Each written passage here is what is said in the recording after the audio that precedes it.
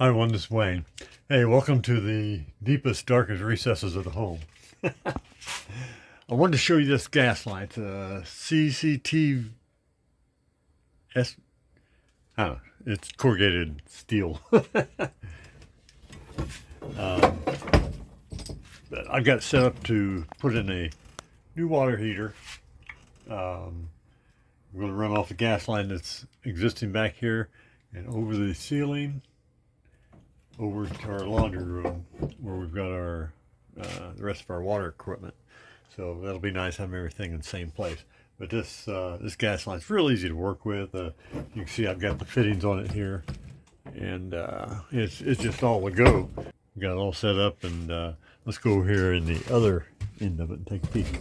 This is a little worse ambiance here, I guess. But here's the other end of it.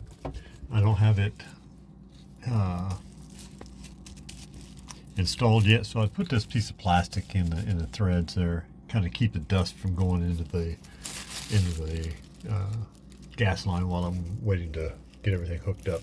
It's going to go right here. I've got these already be ready taken down, and I've got my hole here. Got to just punch that insulation out, and that's my exhaust for it.